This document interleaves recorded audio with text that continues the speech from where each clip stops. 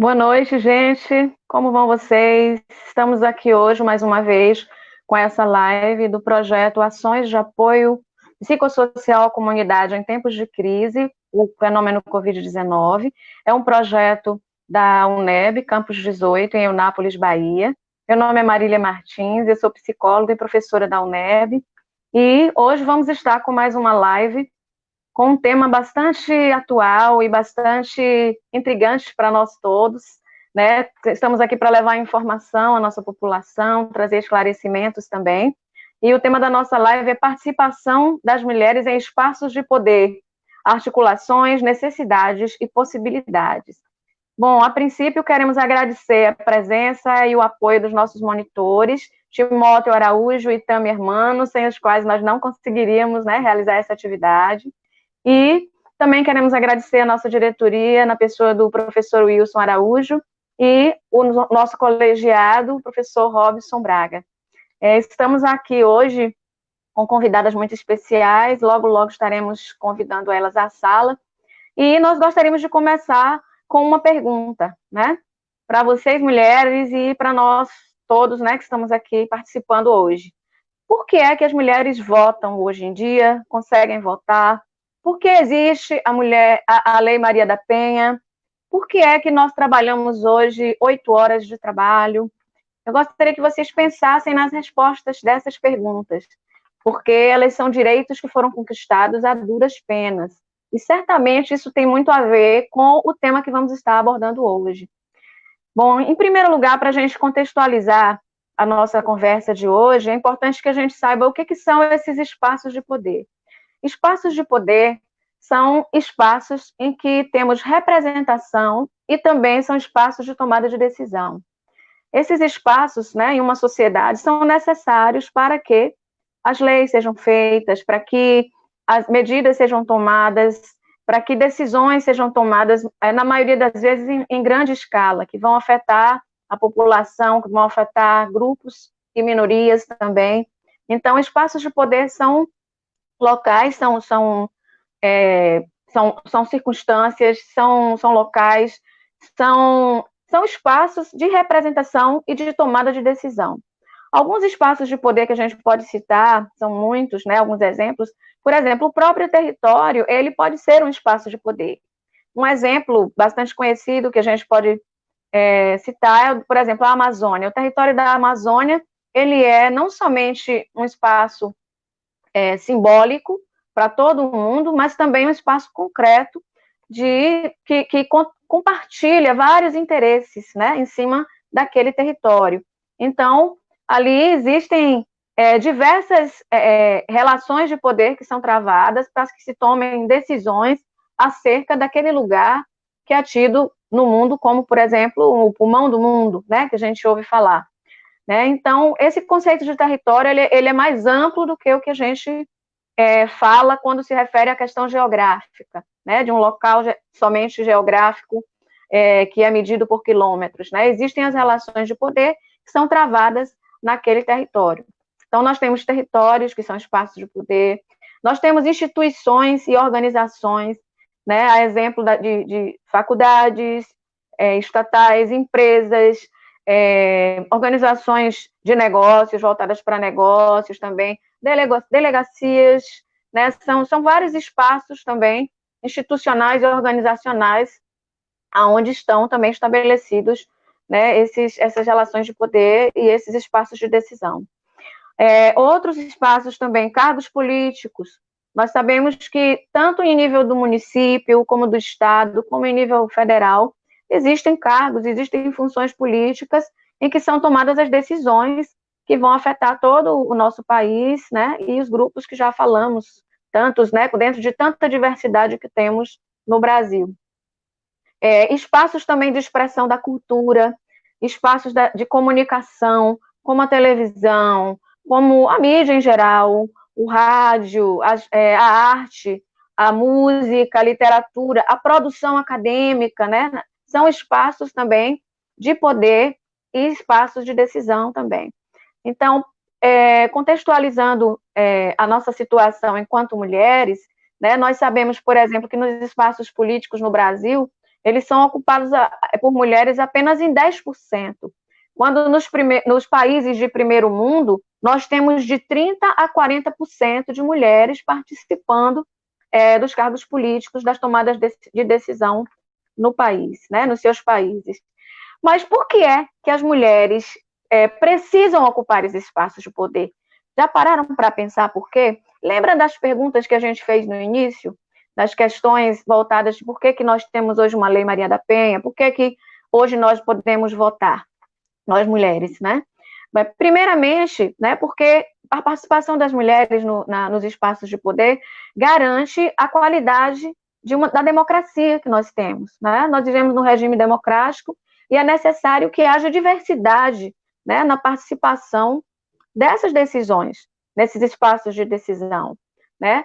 É preciso também que haja uma ampliação de valores, né, valores de cultura, né, no sentido de que não somente um olhar de um único segmento, né, um olhar patriarcal, um olhar masculino, seja debruçado sobre esses espaços. É preciso que hajam outros olhares, inclusive os das mulheres, né? Outra questão tem a ver também com a inclusão, né? Nós precisamos incluir, né, mulheres nesses espaços para que haja os grupos minoritários também sejam ouvidos e participem das decisões, das tomadas de decisão. Por exemplo, mulheres indígenas, mulheres negras e outros grupos mais, né, precisam também ter voz, não somente voz, mas também participar, ter voto, né, ter participação nas decisões em si. E também amplia a igualdade, né, a igualdade de direitos, amplia a autonomia também. É importante que essas mulheres estejam nesses espaços para que hajam essas conquistas, né, de direitos, para que haja também uma ampliação da cidadania, né, da prática da cidadania por todas nós, né, e que hajam decisões que estejam indo de encontro às necessidades das mulheres também, né, além de outros fatores. E por que é que as mulheres não têm participado desses espaços de poder? Existem várias razões, são inúmeras, das quais nós enumeramos algumas que são as mais conhecidas, né, por nós. Primeiramente, por medo. Muitas mulheres ainda têm medo de ocupar espaços de poder, medo de serem rejeitadas, medo de serem julgadas, medo de serem abandonadas, muitas vezes, né? E sendo espaços relativamente novos, né, existe todo um processo também de exclusão nesse sentido.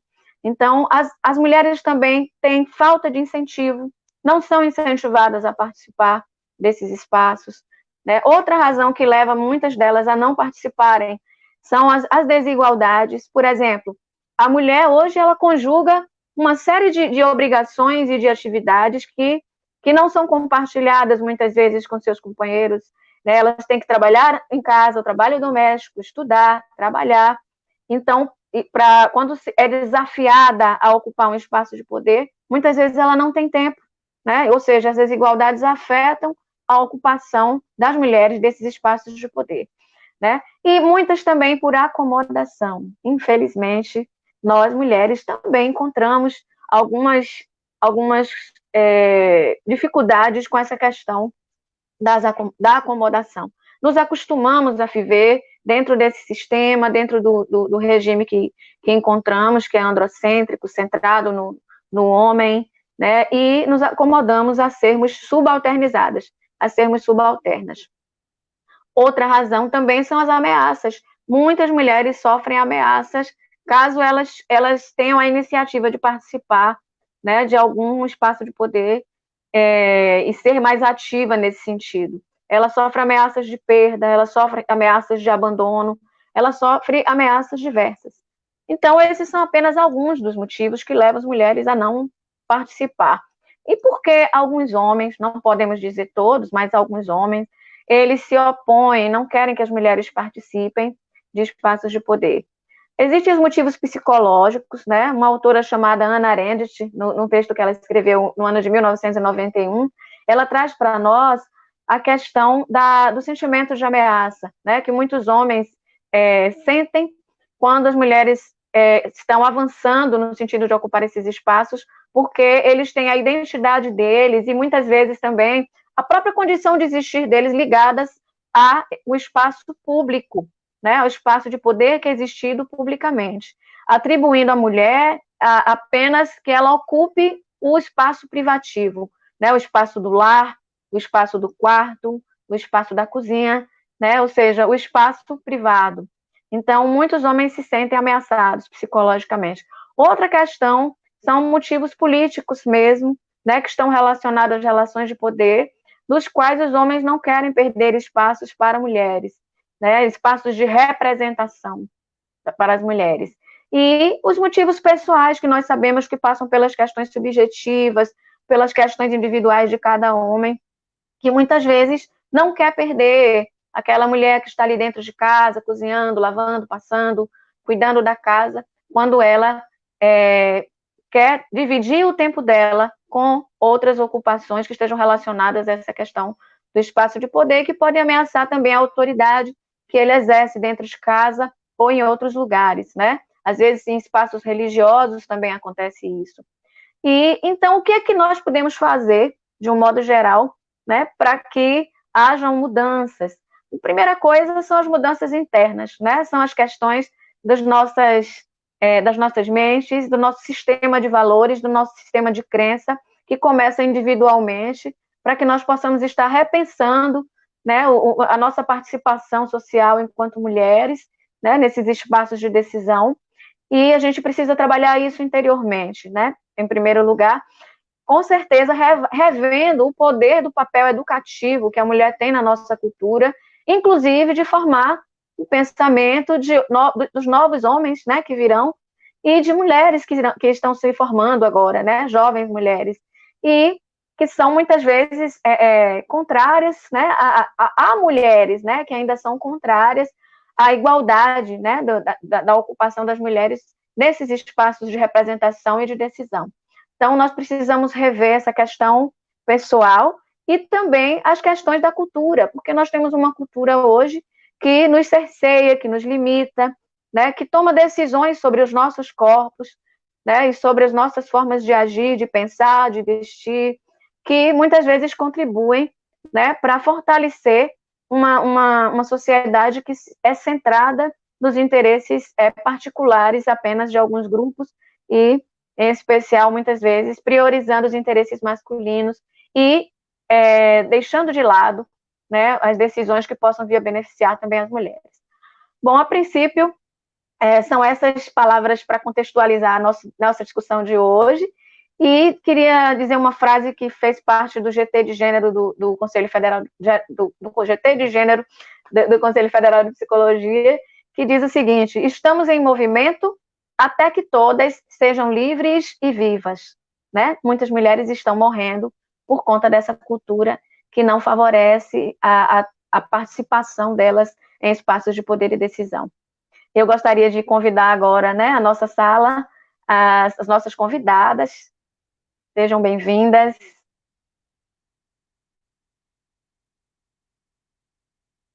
Seja bem-vinda, Lilian, Arnan, Sheila, Sandra. Boa noite. Vanessa. Sejam bem-vindas, queridas. Todas vocês aqui são muito especiais hoje. Eu queria passar a fala para vocês. Nós, por uma questão de ordem mesmo, nós vamos ter cada uma em torno de 5, 6 minutos, 7 minutos para se apresentar agora, para você falar um pouco desse lugar de fala em que você está e falar o que você faz também, o que você desenvolve hoje, para que a gente possa dar continuidade. Então, vou passar a palavra agora para a Lilian. Então, eu sou feminista, sou da Rede Nacional Feminista de Saúde, Direitos Sexuais e Direitos Reprodutivos. Sou professora da UNEB, então queria saudar de uma forma especial a todas, todos e todes que nos assistem. Sou enfermeira de formação e sou mãe do Gabriel. É uma identidade também. Boa noite.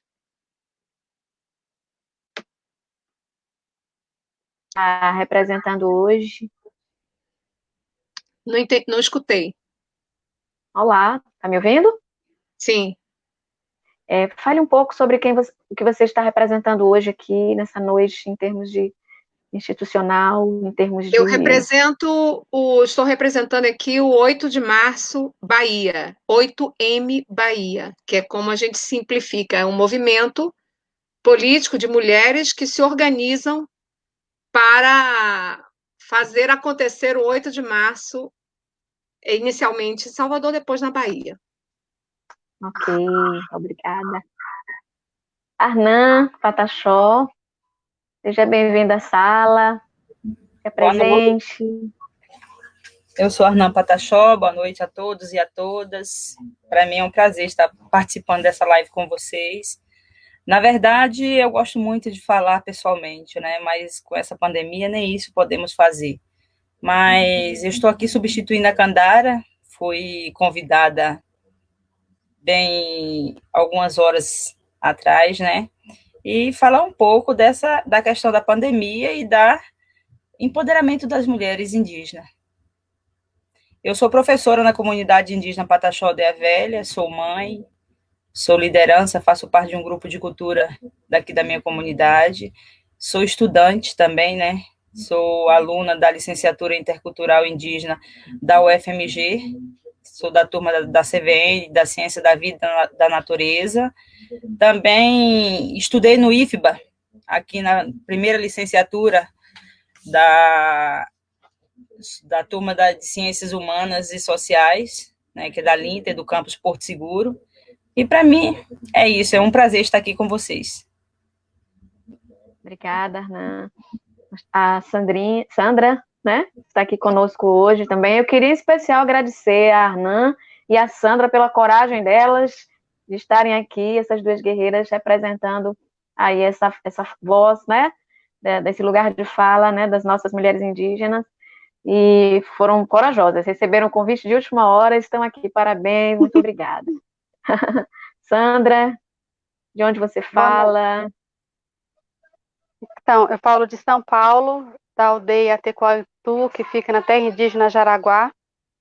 Eu agradeço o convite, fico lisonjeada e confesso que fico um pouco nervosa, né, por um convite de última hora, mas eu fico ligeiramente tranquilizada também, porque temos uma parente aí na nossa mesa, na nossa roda. Fico muito feliz pela participação dela conosco e agradeço a oportunidade. Eu estou representando o Instituto Tequarandu, que tem um trabalho já há mais de 20 anos com a comunidade indígena Guarani, Umbiá, das quais várias atividades têm empoderamento da mulher nas ações, tanto dentro quanto fora nas comunidades indígenas do estado de São Paulo, Rio de Janeiro, Paraná e Santa Catarina. Sou indígena da etnia Tapuia, de Minas Gerais. Ok, obrigada. Nada. Sheila.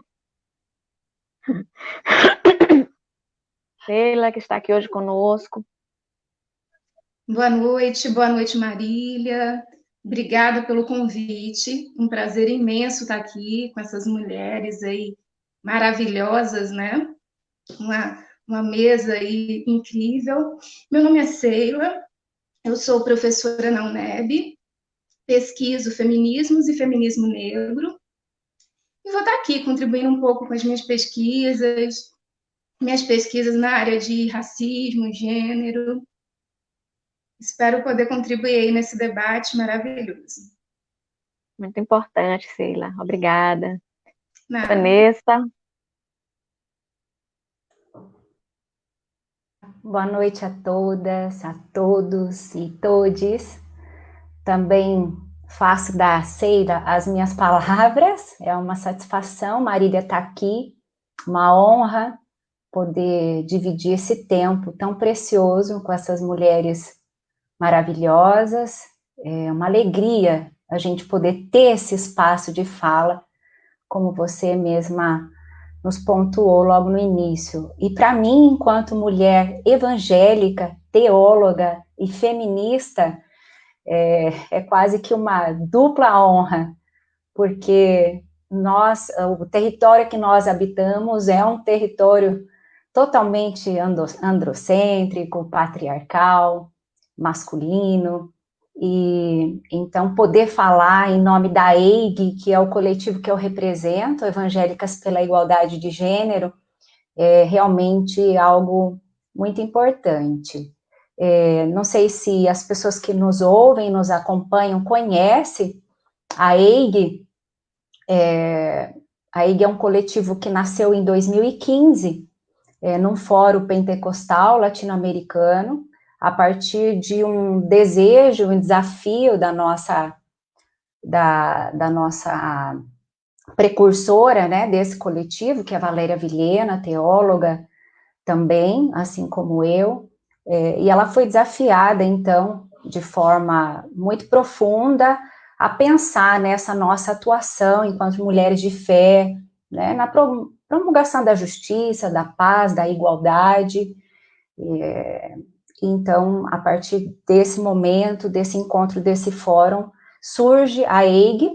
Hoje, em 2020, nós já estamos, enquanto coletivo, espalhado por 7 estados no Brasil, e temos 2 frentes de atuação.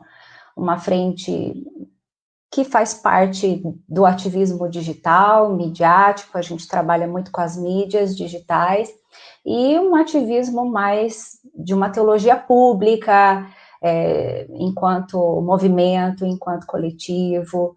A nossa atuação é dentro das redes de enfrentamento à violência contra as mulheres, atuamos com a questão do recorte em contextos religiosos, violências nos contextos religiosos, e então é muito bom poder estar aqui com vocês e falar desse território aqui que é onde a gente habita enquanto evangélica e feminista também.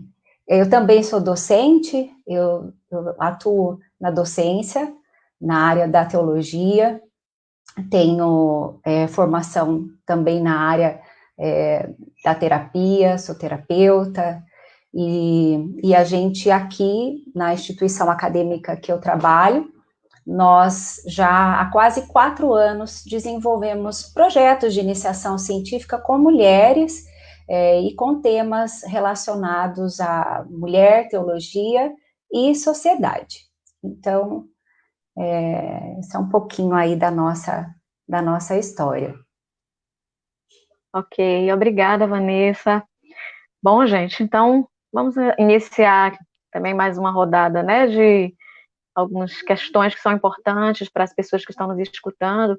Eu queria que nesse momento agora a gente falasse um pouco sobre como é, né, como é que tem sido, quais são os desafios que vocês têm encontrado sobre essa questão temática nossa, em termos da ocupação das mulheres nos espaços de poder, né, espaços de decisão, especificamente dentro da área que você tem se envolvido mais, trabalhado mais, né, e o que é que vocês entendem que é preciso, né, que as mulheres façam, né, que posicionamentos precisam ser tomados para que haja uma expansão maior, uma ampliação maior, né, da participação dessas mulheres nesses espaços, né? Então, aqui nós temos representação de pessoas de diferentes estados, né, do Brasil, de diferentes lugares da Bahia e de diferentes grupos de mulheres, né, representados aqui também.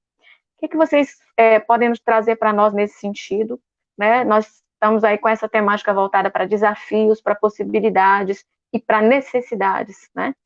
Então, eu gostaria, então, vamos seguir, vamos mudar a ordem, só para mudar, para mudar nosso ritmo.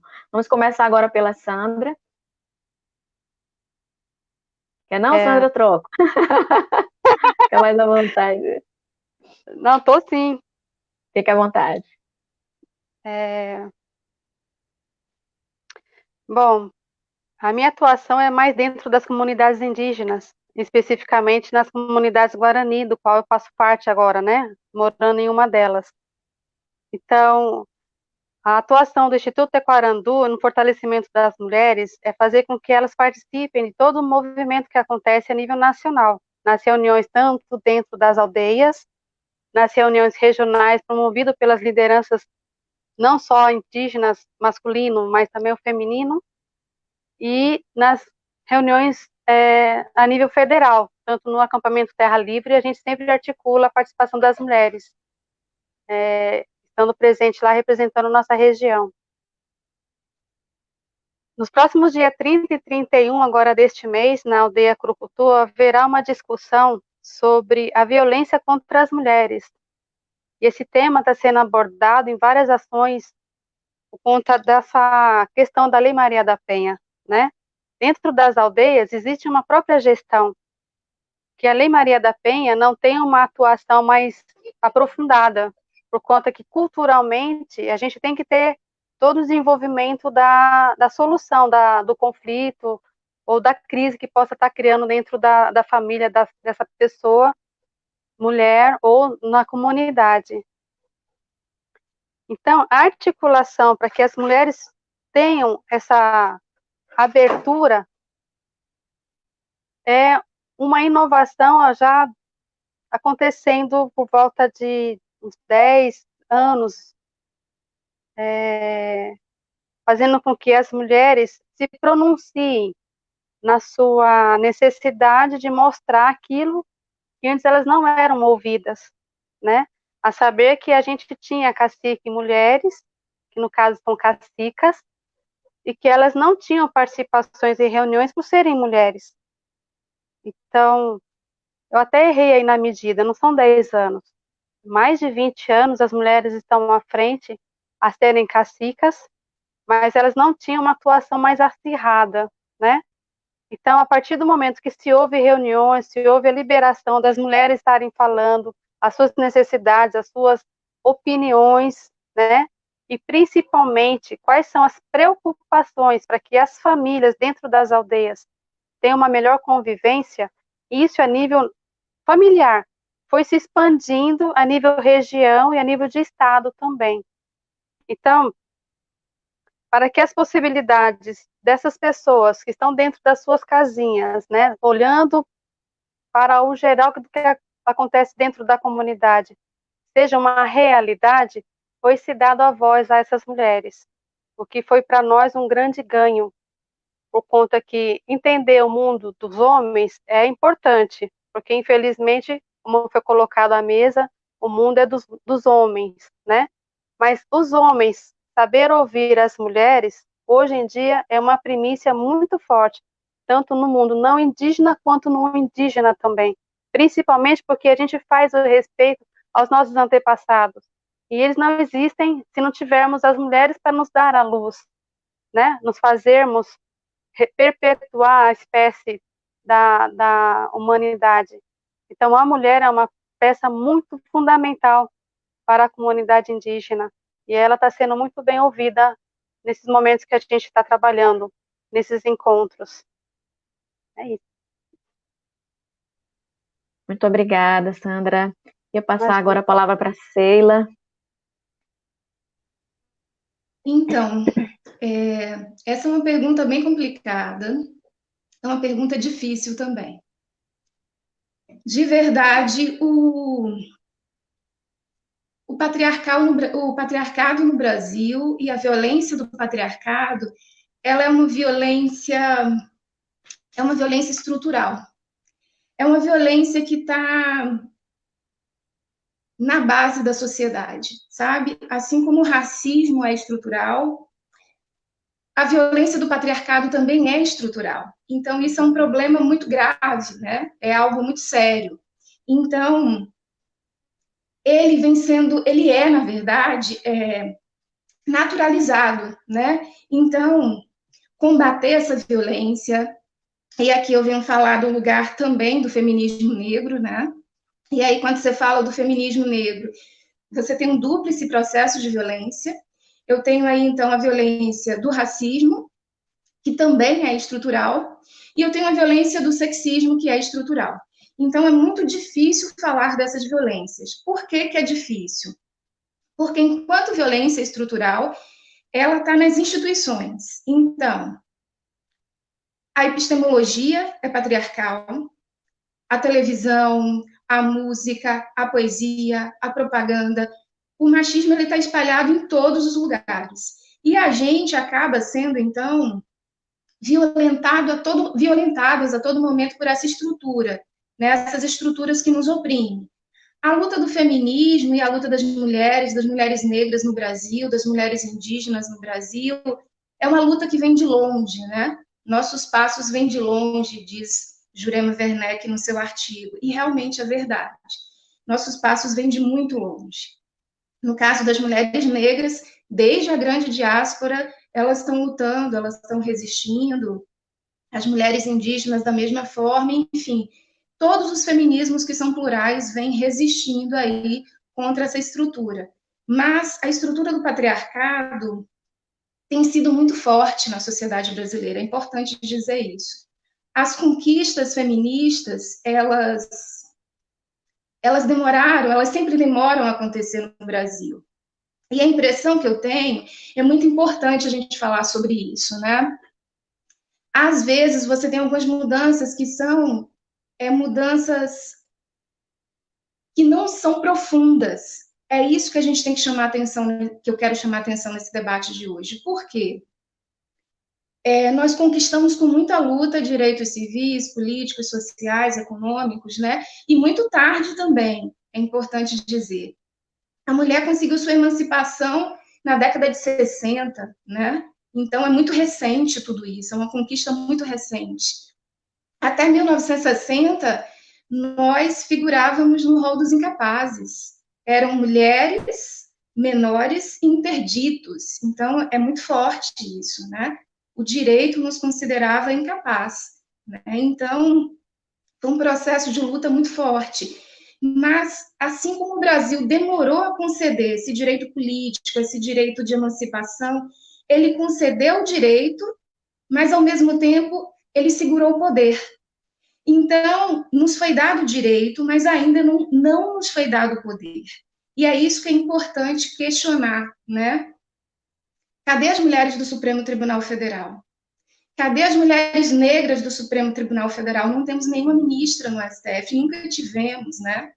Cadê as mulheres do Congresso Nacional? Cadê essas mulheres que não estão lá? E nós somos a maioria no país. Então, a gente precisa se perguntar o porquê não estamos ocupando esse lugar. Por que nos foi dado alguns direitos, mas o poder, o patriarcado segurou? Né? Então, acho que esse é uma provocação importante para a gente se fazer. Um segundo ponto que eu acho importante também trazer, e aí, né, a colega que me antecedeu até falou uma frase que me chamou muita atenção. Ela falou: o mundo é dos homens, né? Mas o mundo eurocêntrico é dos homens. Né? Quando você estuda, e aí elas podem falar no lugar, né, da mulher indígena, eu não conheço esse lugar, então eu vou falar da questão do africano. O povo africano, até a chegada do colonizador eurocêntrico, era um continente matriarcal. Eles não conheciam o patriarcado. O patriarcado lá não era uma realidade. Então, as mulheres africanas, elas tinham autonomia, elas tinham poder, né? Quantas rainhas africanas, se você for estudar a história da África, né? Então, quando o colonizador chega na África e ele traz, então, toda a violência do poder colonial, ele percebe que para dominar aquele povo, ele tinha que destruir o matriarcado.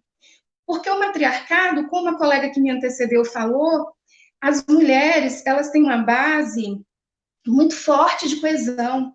As mulheres, elas têm um espírito de gestão, né? Elas são matrigestoras, elas dão vida. Então, as mulheres, elas trazem uma estrutura muito forte para a sociedade. E aí, então, o colonizador eurocêntrico, ele percebe, para dominar esse povo, eu preciso destruir o matriarcado. Eu preciso destruir as mulheres. As mulheres não podem ter força dentro desse povo, senão não vou conseguir colonizar a África. E aí traz, então, essa ideia do patriarcado e destrói toda uma cultura, né? Você tem nos povos iorubás, em vários povos, né? A associação das Yalodês, das Gueledés, que eram várias mulheres guerreiras existiam na África, rainhas, Então, o poder era algo comum para as mulheres. Mais do que isso, o poder era respeitado, porque as mulheres representavam vida, representavam gestão, representavam a ideia do materno, né? Então, as duas coisas nesse momento inicial que eu chamo a atenção, é a questão do patriarcado enquanto uma violência estrutural, e por ter nos dado direitos, mas até o momento ainda não nos deu poder, o patriarcado está segurando. E segundo, essa ideia de resgate de um pensamento matriarcal que nos foi tirado, né?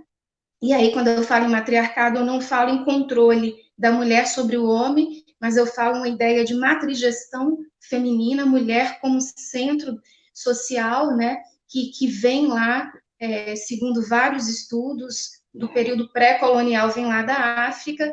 Então, como uma ideia, um pensamento que a gente precisa estudar, compreender, para tentar, então, aí resgatar esse lugar da mulher na sociedade, que é um lugar também de poder, precisa ser um lugar também de poder, né? Ok, muito obrigada, Sheila.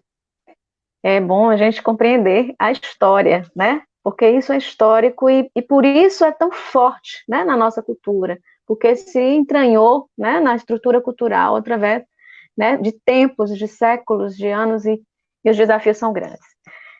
Queria passar a palavra agora para a Vanessa. Gente, eu não sei se é melhor para vocês eu sinalizar com a mão assim, quando estiver faltando um minutinho, né, para a gente conseguir dar o mesmo espaço de fala para todas. Vanessa? Oi, Marília. E eu vou dar continuidade à fala da Sheila, porque a nossa percepção a respeito dessa desigualdade entre homens e mulheres e a participação, sobretudo, das mulheres evangélicas, das teólogas e das feministas em espaços de poder, partindo do nosso lugar de fala, desafortunadamente, é uma discussão, é uma pauta que não é prioritária nos nossos territórios, né? Nem nas instituições acadêmicas, nem nas igrejas, nem nos espaços públicos por onde as mulheres evangélicas, feministas se movem, vivem e dialogam, né? Então, se a gente faz esse processo de resgate histórico, considerando que houve uma evolução significativa, né, por qual várias ciências passaram, inclusive a ciência teológica, ao longo dos séculos, a gente vai ver que dentro da teologia protestante, evangélica, houve, sim, transformações, mas pouco significativas. Infelizmente, as construções estruturantes ainda são marcadamente machistas e patriarcalistas, assim como as nossas companheiras citaram. E quando eu falo de evolução, eu falo de uma evolução numérica também, sabe? Em termos de adesão à mulher, a mulher evangélica feminista, a mulher teóloga, às academias, por exemplo, aos espaços de liderança, às posições de liderança dentro das suas igrejas, das suas comunidades de fé, porque as mulheres de fé evangélica, por séculos foram silenciadas, foram invisibilizadas. Se a gente vai fazer um recorrido histórico, a gente vai ver que muitas delas ocupavam apenas papéis como de secretaria, de assessoria, nas academias como professoras auxiliares, tutoras, né?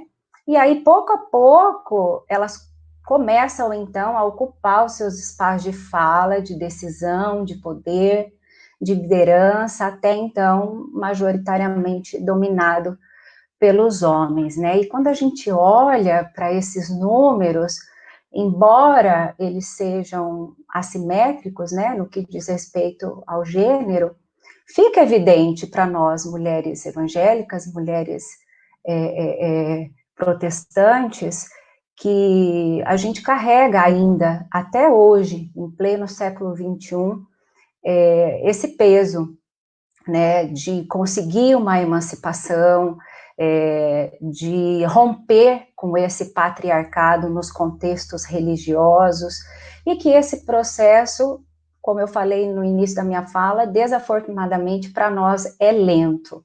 Então, coletivos como o nosso, coletivos de mulheres evangélicas, feministas, teólogas, mulheres de luta e de resistência, eles vão acontecendo em pleno século XXI e eles vão surgindo, né, numa tentativa de compreender mesmo onde a mulher se encontra e onde ela pode romper com essa herança patriarcalista.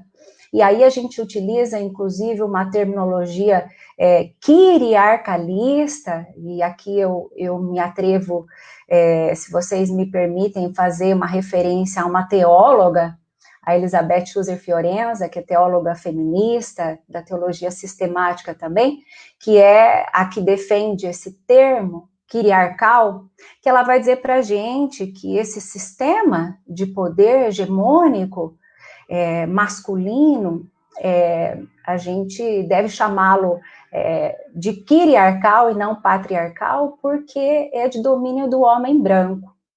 E aí faz conexão com a fala da Sheila, quando traz a questão estruturante do domínio histórico do homem branco, e de toda essa questão do racismo, e a gente vem carregando isso, então, dentro esses territórios de fé, e que, infelizmente, foram se sustentando aí nessa predominância masculina, né?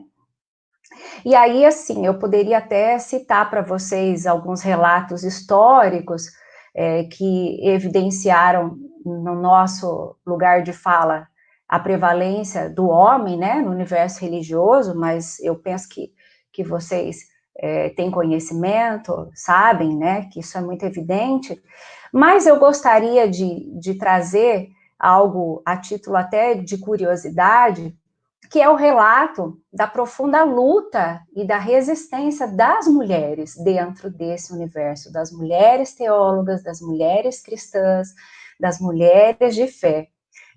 No nosso universo de saber teológico, comumente se estuda a respeito dos pais da igreja. Mesmo que você não seja religioso ou religiosa, você já deve ter ouvido falar disso, os pais da igreja. Pouco se fala das mães da igreja. E aí, se a gente vai fazer um recorte histórico e vai buscar a biografia de vida das doutoras da igreja, a gente ouve dizer dos doutores, mas não das doutoras. A gente vai ver que, em sua maioria, elas eram mulheres que elas viviam, de certo modo, isoladas, né, do seu contexto social. Algumas delas, naquela época, em monastérios, a exemplo da Teresa de Ávila, que foi uma grande doutora, teóloga, mestra, mística da igreja, e nestes territórios, onde elas estavam isoladas, supostamente nas margens, né, dos espaços de discussão e de decisão, mas ali eram territórios onde elas resistiam.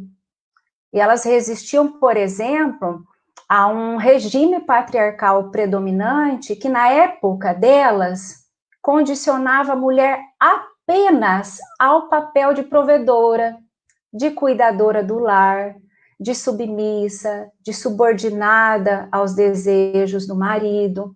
Então, aí, naquele contexto, na época das doutoras da igreja, elas começam a produzir as suas teologias, né? Até como uma forma de contrapor essa teologia misognômica que existia na época, que pautava toda a interpretação dos textos bíblicos a partir daquela evidência tão famosa, né? Do texto errônea, do texto de Gênesis 3, que a gente carrega enquanto mulheres cristãs até hoje, em pleno século XXI, que é aquele texto que mostra que foi a mulher que pecou, né? Então, a gente carrega o pecado da Eva aí, do Gênesis 3 até o dia de hoje. E aqui eu até faço um parênteses para contar para vocês que, embora a gente tenha passado por um processo de evolução em algumas igrejas, em algumas denominações, até hoje há igrejas, há comunidades de fé, como a Igreja Presbiteriana da Índia, que até pouquíssimo tempo atrás adotavam uma prática de uma teologia misognômica, onde os líderes, eles eram orientados, por exemplo, a não permitir que a mulher fosse valorizada, porque isso era pecado. Que ela não fosse elogiada, porque se você elogiar a tua esposa, você está pecando. Que ela não pode ser condicionada a uma interpretação de que ela foi perdoada.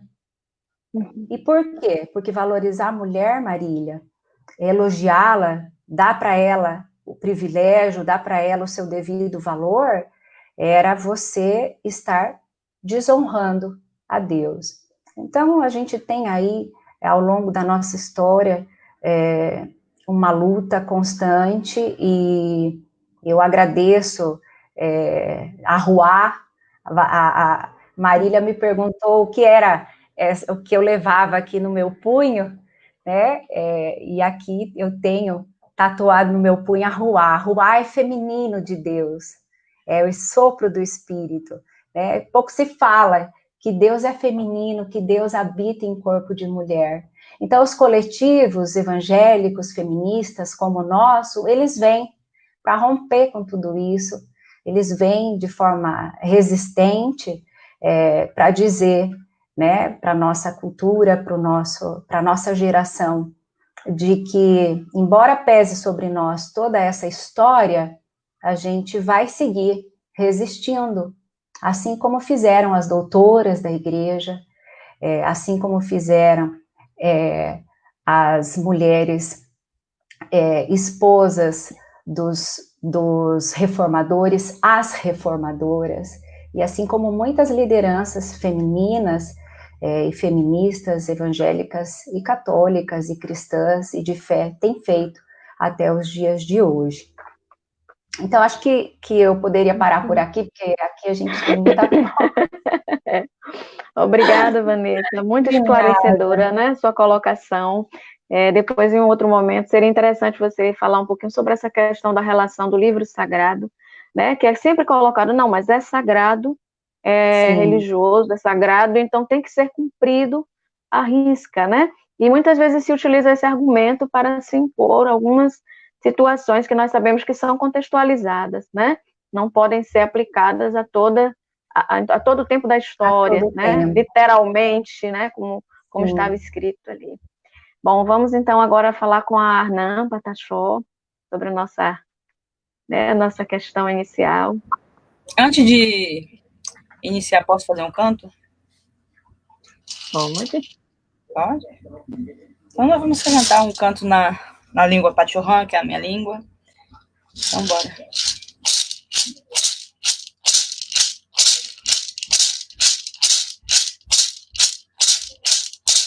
Yom pina osho han torno, yom pina osho han torno, hamia jaha chobha, hamia jaha chobha, yom pina oh mianga, yom pina oh han.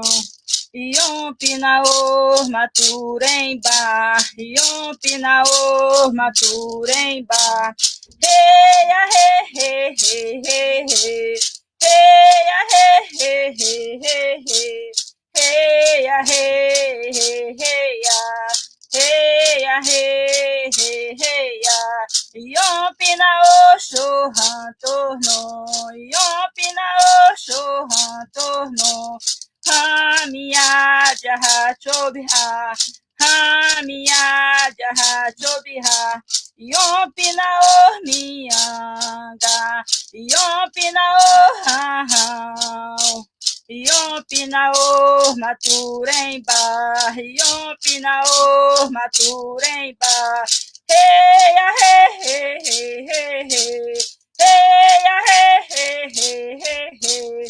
Hey, ah, hey, hey, hey, ah, hey, ah, hey, hey, hey, ah. Agora, bora começar. Falar de apoderamento indígena. Vivemos em um país patriarcal, né? Um país machista. E nas comunidades indígenas não é diferente a luta, como em todas as outras comunidades. Ouvindo a fala aqui da Seire, né? Mulheres têm espírito de gestão. Isso é bacana, e nós já sabemos disso, nós sempre soubemos disso, porque todas as lutas do nosso povo, dos povos indígenas, sempre tem as mulheres. Talvez não na frente, né? Mas do lado, nas retomadas, nas fabricações dos adereços, mas na hora da venda mesmo, eram os homens que iam. Na hora da fala, eram os homens que iam. Mas isso nós já vem quebrando. Há muitos anos já vem uma luta muito grande. E hoje, dentro do nosso povo, nós temos muitas mulheres, né, anciãs, jovens, já com empoderamento, que são líderes, né, representantes da juventude, professores universitários, e também mulheres cacique, nós já temos, são poucas caciques do povo Pataxó, mas nós temos também cacique, porque antes não podia. Antes, a maioria das mulheres era para casar, ter filhos e cuidar de casa. Era isso que acontecia. E o medo fazia isso acontecer, né? Porque as comunidades nossas é diferente, a gente vive com essa realidade. E às vezes surge umas malucas pelo meio que começa a levantar a bandeira de não aceitar ser tão submissa, né? E querer participar dos movimentos, das reuniões, e chegar na reunião falar a sua opinião.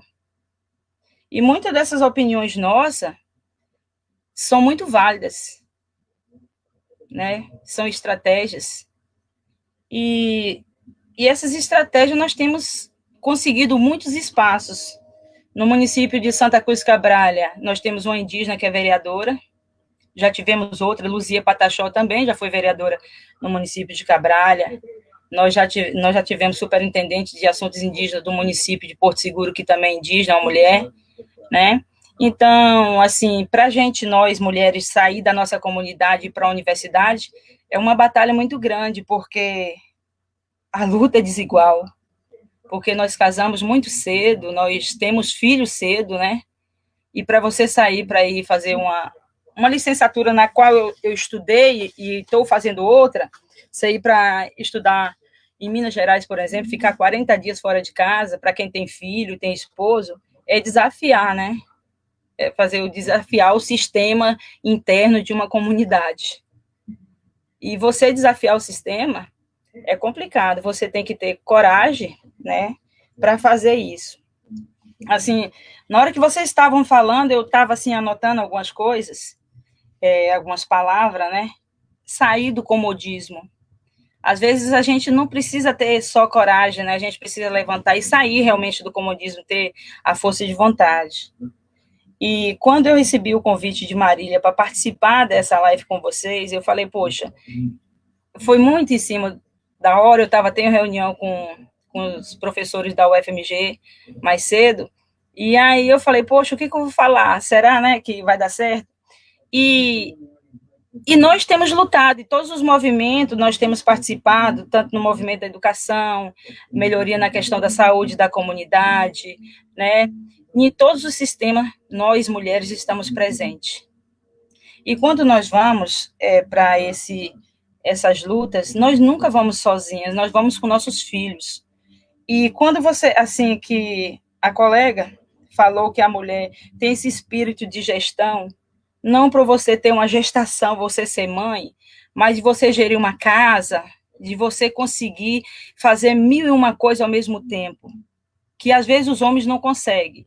né? Às vezes você consegue cuidar da casa, você consegue estar aqui numa live, você consegue fazer outras coisas que às vezes os homens eles não conseguem. Ele consegue sentar aqui e observar o que você está fazendo, mas não consegue observar o que o menino está fazendo do lado aqui, aprontando uma, né? E você tem que prestar atenção em muitas outras coisas. Então, nesse sistema, eu acho que o sistema é meio desigual, né? Porque você está aqui, você tem que estar ali olhando a panela, você tem que estar fazendo no computador, fazendo trabalho para a universidade, e o seu trabalho tem que ser bom, né? Senão você não adquire aquela nota que é necessário. Então, é difícil, a igualdade para a gente é muito difícil, né? E assim, dentro das nossas comunidades, algumas comunidades têm algumas indígenas que lutam e que chegam nas casas também conscientizando outras mulheres a lutar. Ter coragem de lutar, né?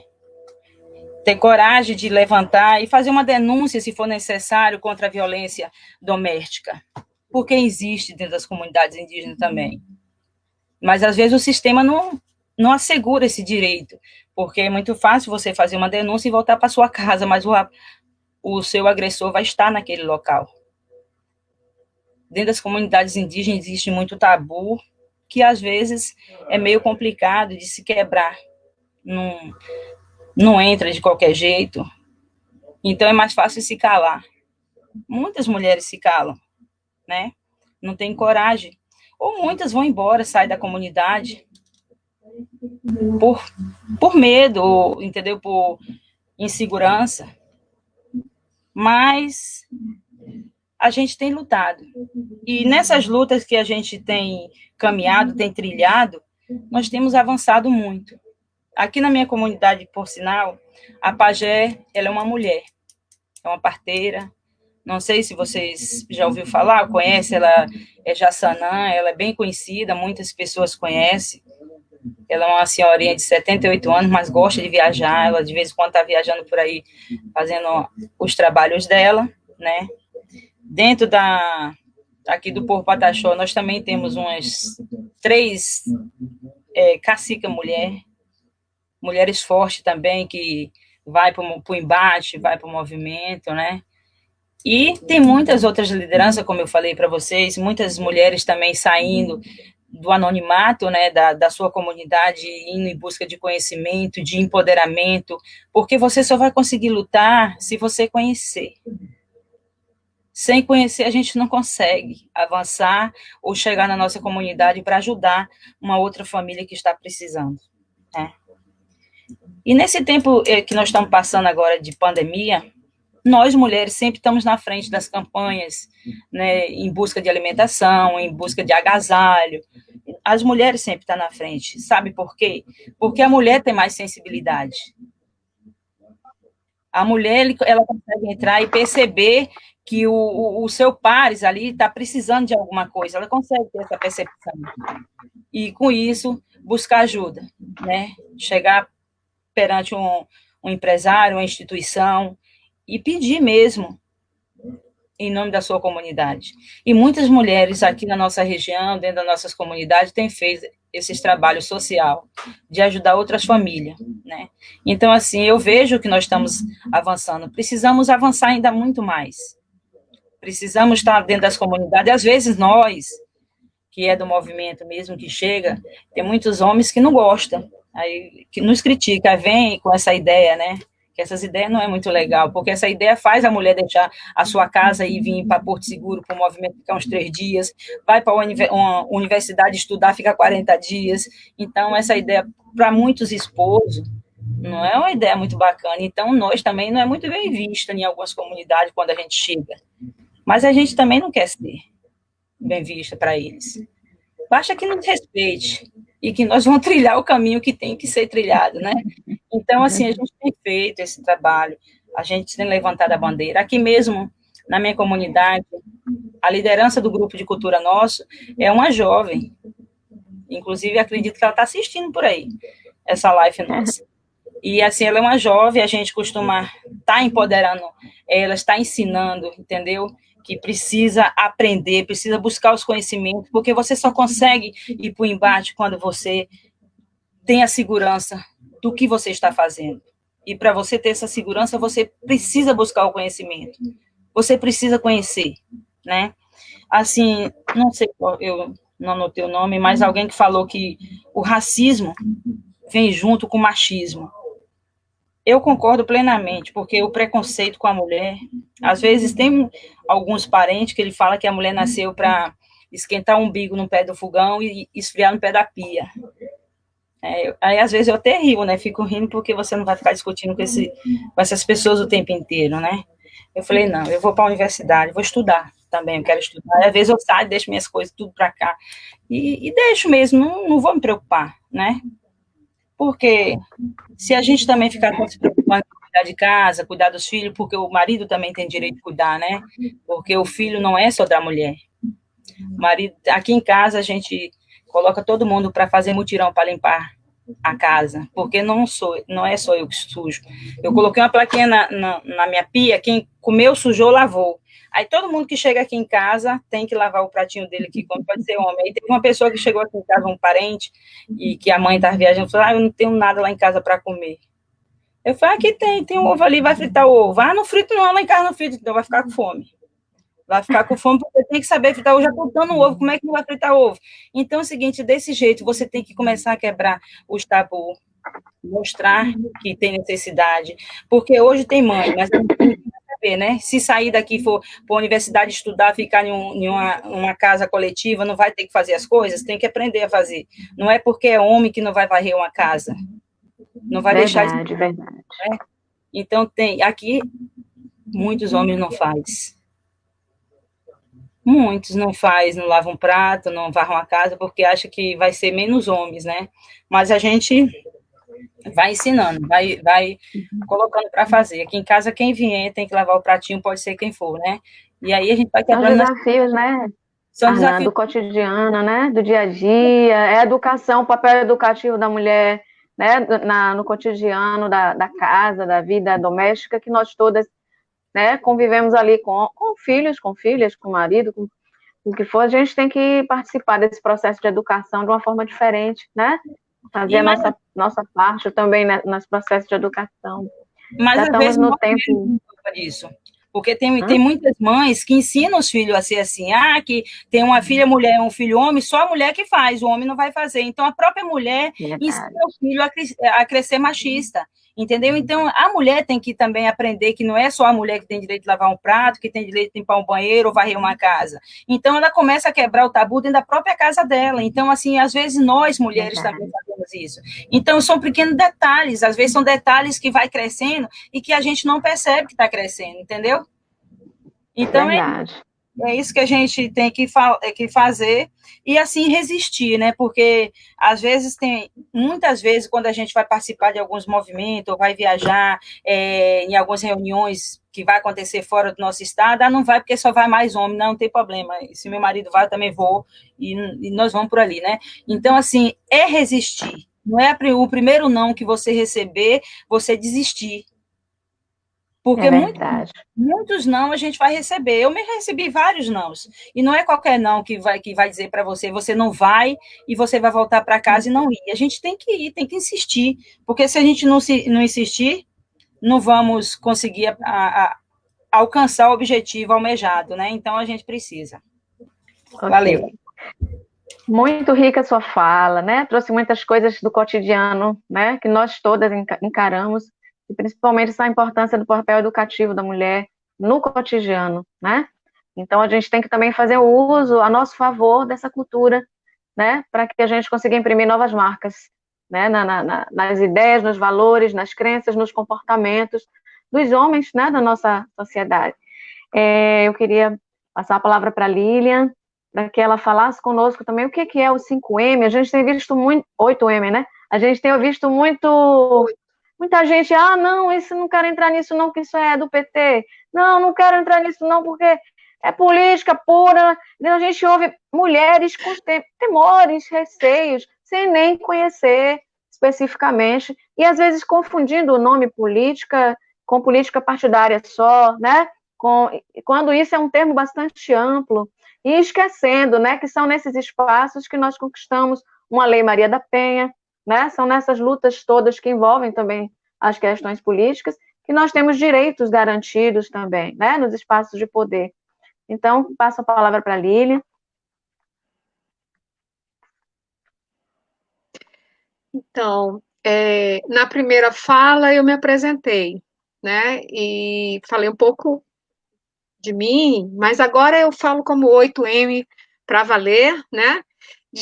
Começando dizendo, a gente está no Julho das Pretas. Dia 25 é o Dia das Mulheres Negras, então a gente queria saudar as inúmeras agendas que neste mês de julho estão ocorrendo em toda a Bahia, sobretudo em Salvador, que é a cidade mais negra fora do continente africano. E por que eu digo isso? Porque o 8M é constituído basicamente de mulheres negras. Então, eu estou aqui, uma não negra, uma descendente indígena, né? Nas minhas veias corre muito sangue indígena, eu sou do Amazonas, de Manaus, moro na Bahia há muito tempo, mas é porque as minhas irmãs pretas estão todas nas agendas do Julho das Pretas, então me coube representá-las, é uma enorme responsabilidade. Então, eu começo dialogando com o título da live, Participação da Mulher em Espaços de Poder, Articulação, Necessidades e Possibilidades. Já estamos aqui falando, são mulheres, né? Plurais e singulares, porque são espaços de resistência. Quando eu estava me organizando para vir para a live, eu pensei, que mulheres estarão lá? Eu não conhecia, né? Não sabia quem eram as pessoas que vinham, e eu estou muito... eu ouvi vocês atentamente, porque é muito interessante pensar poder a partir desses lugares que vocês ocupam e que nós também ocupamos no 8M. E qual é o espaço que a gente ocupa? O espaço das ruas. Nós somos mulheres das ruas. E eu gosto muito de usar essa imagem, porque quando eu era pequena, quando eu era criança, eu ouvi dizendo que mulher da rua era uma mulher que não prestava. E hoje eu gosto de dizer, nós somos mulheres das ruas da Bahia, das ruas do Brasil, das ruas do mundo, porque o 8M é um movimento internacional. É um movimento que tem uma força na América Latina bastante concentrada na Argentina, com as Hermanas, mas que cresce enormemente, né? E nós, na Bahia, estamos na 4ª versão desse 8M, que não começa conosco. E é importante demarcar isso. Em 2017, meados de 2017, nós, por conta do movimento que era internacional, como é que a gente vai entrar? O movimento internacional fala em greve internacional das mulheres. Nós pretendemos chegar lá, é para onde a gente caminha. Alguns países, a Argentina consegue fazer isso, nós ainda não conseguimos, nós continuamos falando que é a greve internacional das mulheres, mas a gente não consegue parar a Bahia, a gente não consegue sequer parar Salvador. Mas é um movimento que cresce. E a gente sabe como é que são as águas, elas vão se juntando e depois elas têm uma força inacreditável. Então, em 2017, eu não vou detalhar para vocês, porque tem muita história, nós decidimos nos organizar e passamos por um processo de discussão, de organização, que eu vou falar rapidamente, mas trabalhamos com o tema Nada a Temer, Mulheres nas Ruas. Observem que é 2017. Em 2016 tinha havido um golpe no nosso país e o presidente da República se chamava Temer.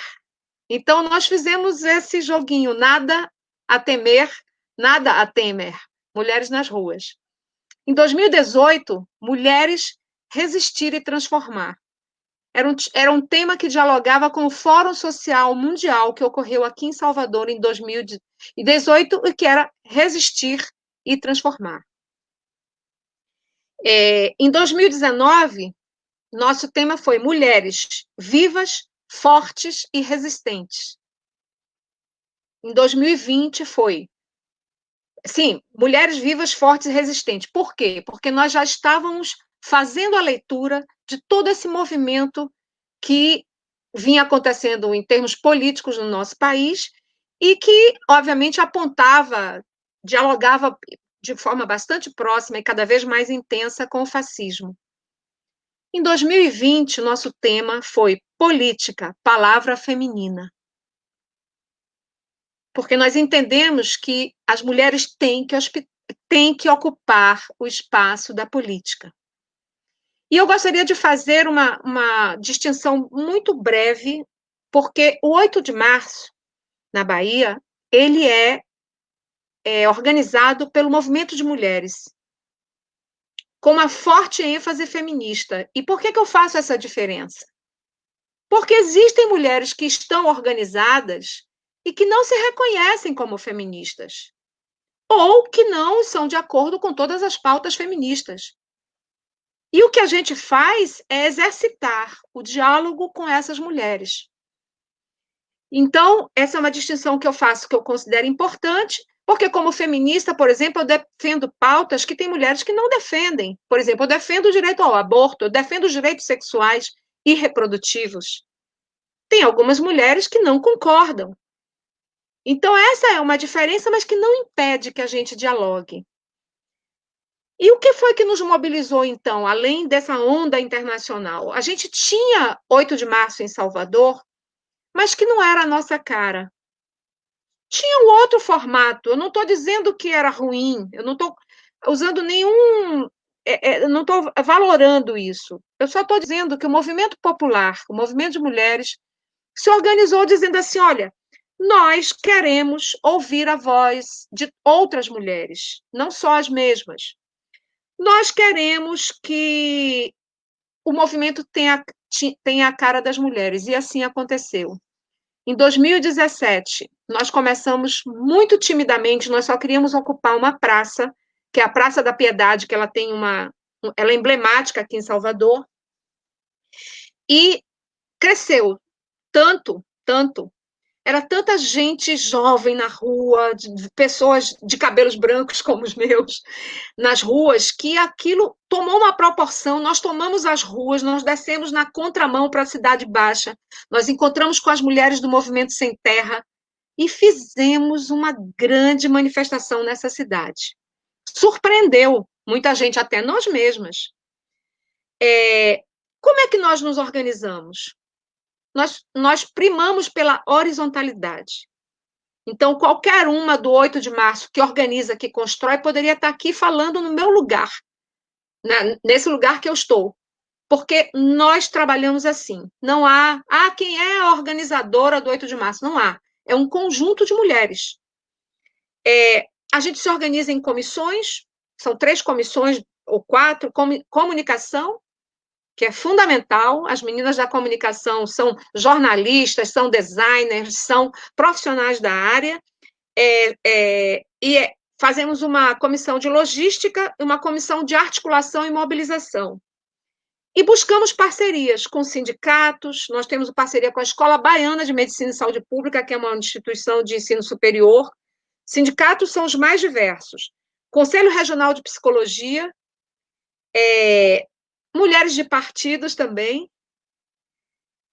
e fizemos alguns enfrentamentos nesse percurso. Qual é o enfrentamento, assim, para ser sintética? O protagonismo é do movimento popular, é do movimento de mulheres. E o que é que a gente faz nas ruas, né? O que é que essas mulheres vão para as ruas? O nosso leque é amplo e variado. Envolve direitos humanos, e, obviamente, a pauta política.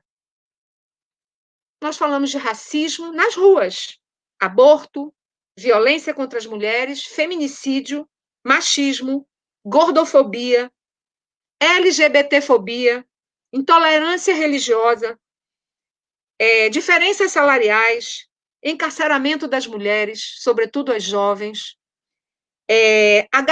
HIV positivo, as mulheres HIV positivas, HTLV, mas falamos de fascismo, de democracia e mulheres nos espaços de poder institucionais. Porque precisamos ocupar todos os espaços. Resistimos na aldeia, nas igrejas evangélicas, na universidade, né? Resistimos em vários lugares. Então, temos que ir para onde faz a política. Quem somos, então? Movimento de Mulheres, eu já falei, somos quase 60 organizações, coletivos, tem mulheres independentes, usuárias de saúde mental, mulheres de terreiros, mulheres evangélicas, mulheres gordas, HIV e HTLV, com HIV e HTLV, mulheres da arte e da cultura, temos a juventude, temos as trabalhadoras domésticas organizadas, temos trabalhadores de educação. Este ano, porque a cada ano ela vai tomando um outro desenho, este ano nós temos as jornalistas organizadas. E, como eu disse no início, as mulheres negras enegrecem o 8 de março. As mulheres com a pele clara como eu são poucas, quer dizer, porque essa é a grande composição. Isso mostra que as mulheres de Salvador estão nas ruas. Mas é só Salvador? Poxa, está falando do 8M só de Salvador? Não. Nós nos articulamos a nível nacional para poder dizer o que é que nós estamos fazendo aqui, porque o movimento de mulheres é assim, não tem chefe, não tem dono, né? Tem articulações possíveis, diálogos possíveis, e lutas que crescem como as águas. Então, Feira de Santana, Teixeira de Freitas, acredito que Eunápolis deve fazer, não é, Marília? Não sei como é aí. Vitória da Conquista, Barreiras, Camaçari, talvez na aldeia tenham feito alguma atividade, nas aldeias tenham feito algumas atividades, né? O que precisa é só a gente articular mais, mas porque a gente sabe que os espaços de resistência estão aí, nós estamos ocupando, e o 8 de março, de uma forma bem sintética, é isso que eu estou apresentando para vocês.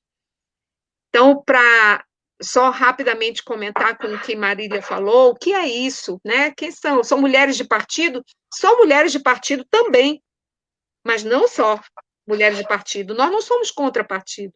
Quem é contra partido é o povo que a gente coloca à direita das escolhas que faz, né? Mas quem lidera o 8 de março é o movimento de mulheres, né? Sobretudo de base popular. É isso. Muitíssimo obrigado, foi muito esclarecedor, né? Até porque a gente, esse ano, no município de Eunápolis, nós tentamos articular os coletivos femininos que existem aqui, não com a intenção específica, né, do 8M, porque não conhecíamos ainda a fundo, né, o movimento, mas no sentido de trazer, de unir forças, porque nós vemos que nós somos muitas, temos uma diversidade. Há coletivos no nosso município muito fortalecidos, mas nós ainda caminhamos paralelamente, né? Ainda não nos unimos nesse sentido. Então, é muito bom ouvir que é um movimento de mulheres, né? É uma coisa mais ampla do que simplesmente uma política partidária, né? Eleitoral. É algo muito maior do que isso, que estaremos ali pelo que nos une, não por aquilo que nos diferencia, né? Então, muito obrigada, Lilian, por o seu esclarecimento, né? Foi muito importante. Nós tentamos fazer no 8 de maio, mas houve, no mesmo dia 8 de maio também, um evento político mesmo, partidário, paralelo, e achamos prudente não fazermos no mesmo dia essa reunião, que seria mais informativa, não seria propriamente, né, o 8M, mas achamos prudente não fazermos para não confundir justamente os propósitos, né, das reuniões ali na praça, na cidade. E aí transferimos para mais adiante, na semana seguinte, e eis que veio o Covid-19, né, o coronavírus, e nós ficamos temerosas, muitas ficaram temerosas de sair de casa, e viemos poucas às praças, fomos no total, se eu não me engano, de 9 mulheres, em horários diferentes, a gente dialogou muito pouco, mas ficou para a gente dar continuidade a tentar, a princípio, unir essas forças e, quem sabe, ano que vem, né, o propósito é esse, é nos prepararmos para no ano que vem, unidas, estarmos juntas, né, nas ruas de Eunápolis e seguir adiante, né, com esse fortalecimento coletivo que é tão necessário. Agora vamos partir para as perguntas, né? para a gente poder, porque o tempo está bastante avançado, tem muita gente aqui perguntando coisas, inclusive, e pessoas também elogiando e querendo a parte 2 dessa live. Vamos tentar articular para a gente fazer a parte 2, porque muita coisa ainda precisa e deve ser dita nessa temática em que a gente aborda as questões, né, das articulações, das necessidades e das possibilidades, né, no que se refere à ocupação dos espaços de poder. Vou iniciar aqui com as perguntas voltadas aqui para... Como nós estamos aqui na ordem com a Sandra, né? Então, vou lançar para a Sandra e para a Arnan a pergunta que surgiu aqui, voltada para as mulheres indígenas. O processo de ser cacica é igual ao de se tornar cacique? Sempre houve esse processo? Sempre houve cacicas? Ou é algo que começou recentemente? Vamos ser bem breves, porque o tempo está bem já apertado, viu, meninas? Eu estou com medo de cair a nossa live em algum momento, né? A gente é meio inexperiente. Eu vou iniciar então rapidinho, para dar para a gente responder também. Aqui onde eu moro, a cacica, ela foi empossada, né, com esse cargo por conta do falecimento do esposo, que era cacique. Na época foi em 98. Então, de 98 até 2008, ela foi cacica por 20 anos, mas ela não participava das discussões gerais por ser mulher. Mas temos outra cacica também, que fica na região do Vale do Ribeira, da etnia Tupi. Ela já é cacica há mais de 30 anos, e a destituição do cargo do outro cacique para ela também foi por conta do falecimento do esposo. Então, não houve um ritual sagrado. Aqui, um falecimento da nossa cacica, foi passado o cargo a nível de geração. Então, veio o filho dela ser cacique, que morava na casa dela e tinha todo o conhecimento das demandas que ela tinha. Ele não aceitou o cargo, ficou para a esposa dele, que no caso era a filha mais nova dessa cacica, no caso. Então, assim, as mulheres vinham sendo cacicas aqui não por conta de uma eleição, e sim por conta de uma destituição de interesse dos homens. Entendi. A parente pode nos ajudar na informação, como pode ser na região dela, mas geralmente é feita uma reunião na comunidade, onde todos fazem a opinião das pessoas que se interessam em ser caciques, independente se são homens ou mulheres, né? Diante da posição, da responsabilidade da pessoa dentro da comunidade e no número de votação que ela recebe, se torna cacica. Aqui a escolha democrática é feita a reunião na comunidade e lança os nomes dos candidatos e a comunidade escolhe, entendeu? Então, assim, é democraticamente escolhido o cacique ou cacica, né? Aqui, mais ou menos, tem os 25 anos que as mulheres vêm ocupando esse cargo, mas antes era só os homens que ocupavam, né? Mas veio quebrando esse tabu e já tem mulheres que ocupam o cargo de cacicado aqui na região. Que bom, muito obrigada, viu, meninas, pelo esclarecimento. Agora eu vou passar a pergunta aqui que surgiu para as questões referentes às mulheres negras, para a Sheila. Como os últimos acontecimentos que abalaram o mundo, como a morte de... Como é o nome do rapaz? Esqueci o nome do rapaz. Eu não anotei aqui. A morte de George Floyd. Lembram? Alguém pode falar o nome dele? George Floyd, né? Como os últimos acontecimentos que abalaram o mundo têm impactado, né, referentes à morte de George Floyd, têm impactado as mulheres negras em relação à ocupação de espaços de poder. Então, Marília, eu acho que a gente, e todos, né, que estão assistindo, que estão presentes, eu acho que a gente está em um momento muito importante, né? É um momento em que as lutas estão se reafirmando, né? Eu acho que é o que aconteceu com George Floyd, as experiências no Brasil, né? Com o João Miguel, várias outras que vêm acontecendo, vem nos mostrando o quanto esse sistema que nós temos aí esse sistema patriarcal e racista como é um sistema perverso, como é um sistema que nos oprime, e nos oprime a todos, né? Então, isso vem ficando cada vez mais evidente. E aí, de fato, a gente está com um momento também significativo, que é o momento em que as redes sociais estão tendo uma força muito grande, né?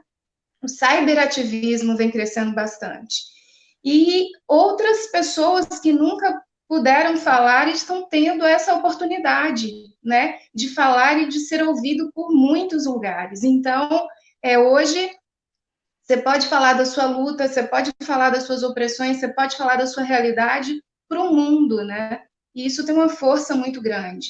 Então, eu acho que nós estamos em um momento importante de reconstrução, né? Eu acho que nos está sendo dada essa oportunidade, a gente tem que abraçar essa oportunidade. Eu falo para você, particularmente, eu tinha horror a redes sociais. Até a pandemia, eu mal tinha o WhatsApp.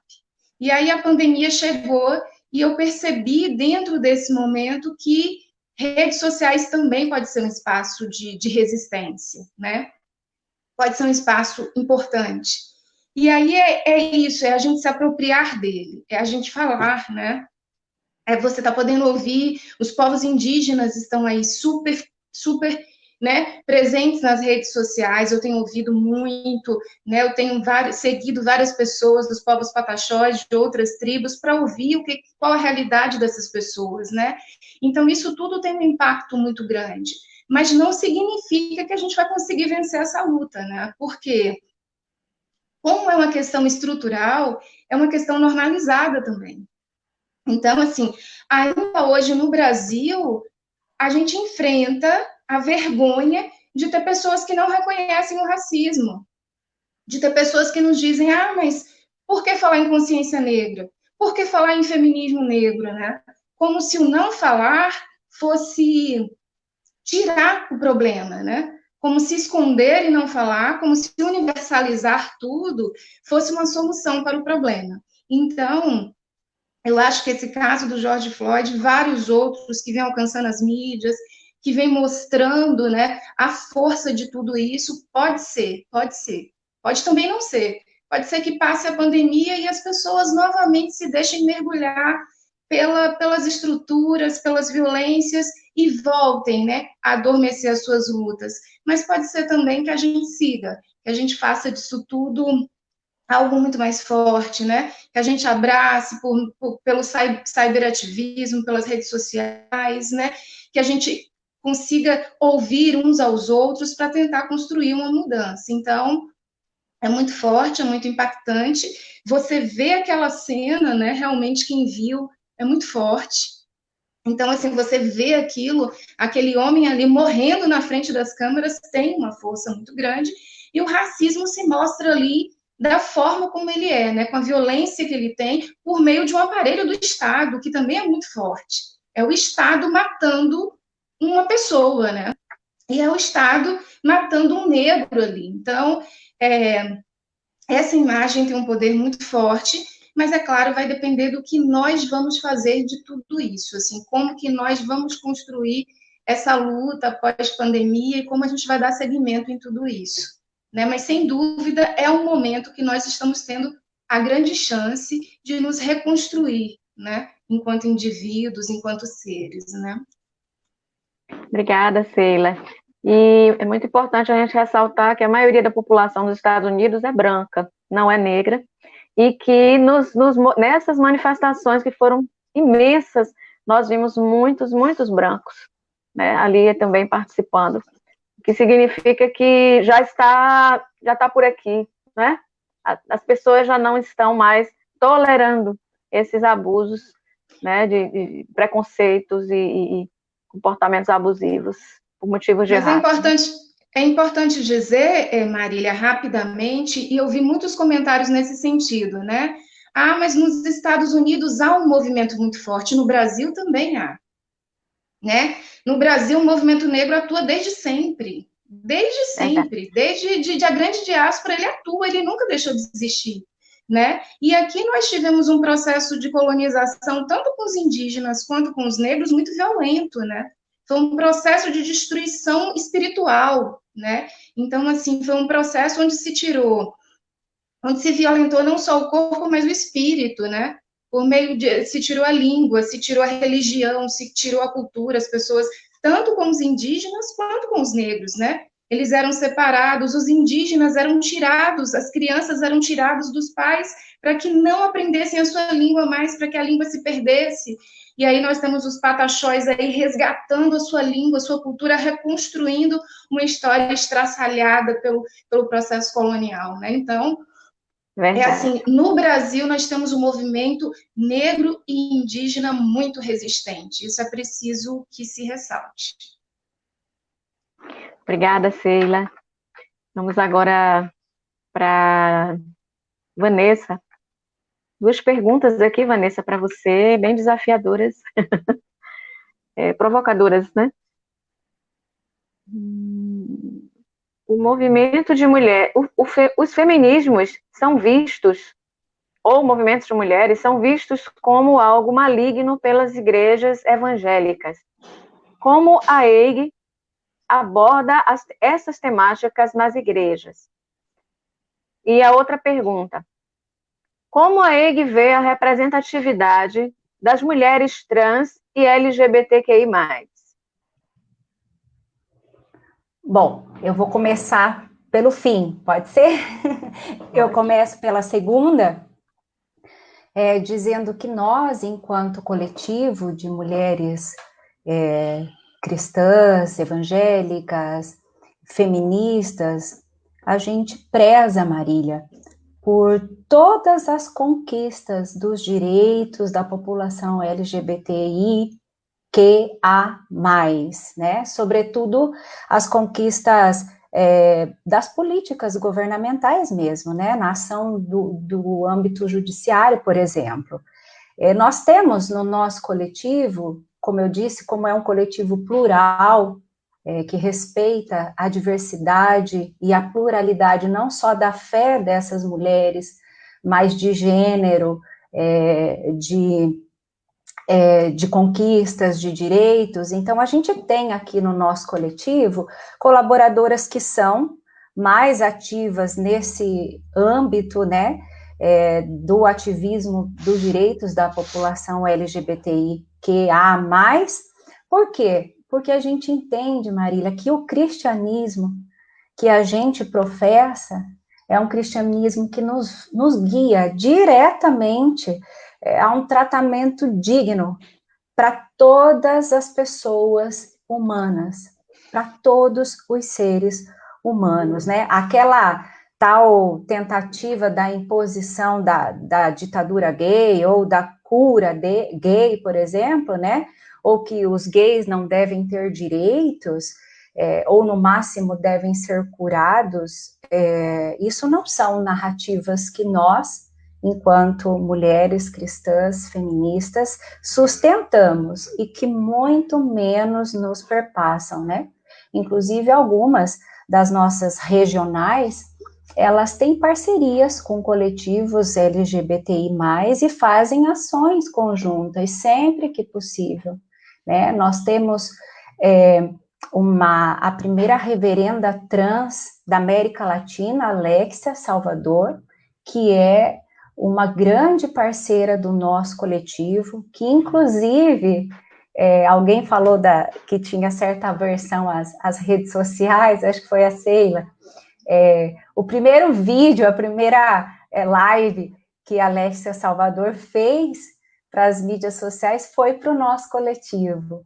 Então, a gente conta isso e celebra, né, porque isso para a gente é uma honra, respeitar essa pluralidade das mulheres, das suas escolhas, respeitando a sua subjetividade, a sua dignidade. A gente crê nesse Cristo, que é o Cristo de todos, de todas e de todes, Marília. E a primeira pergunta que você fez, que o pessoal fez para a gente, de fato, a gente falar dentro dos nossos contextos de igreja sobre feminismo, parece um tabu, né? Parece perigoso, e é perigoso mesmo. Por quê? Porque a gente vai rompendo, né? Como a nossa companheira indígena falou, a gente muitas vezes tem que ter muita coragem, né? Para enfrentar esses desafios e nos colocar na linha de frente, sobretudo, a essas violências que estão ali dentro, porque muitas vezes, se a gente observar para a história da institucionalidade das igrejas, a gente vai ver que a teologia que foi ensinada é uma teologia bíblica que sacraliza as relações de violência, né, contra as mulheres. Isso vai sendo replicado, vai sendo passado de geração em geração, e aí a gente entra com uma perspectiva de uma teologia feminista que diz: nós temos que fazer uma nova hermenêutica, uma hermenêutica suspeitosa da Escritura Sagrada. Por quê, Marília? Porque o protagonismo feminino sempre foi interpretado como transgressor da ordem divina e tentador do homem, né?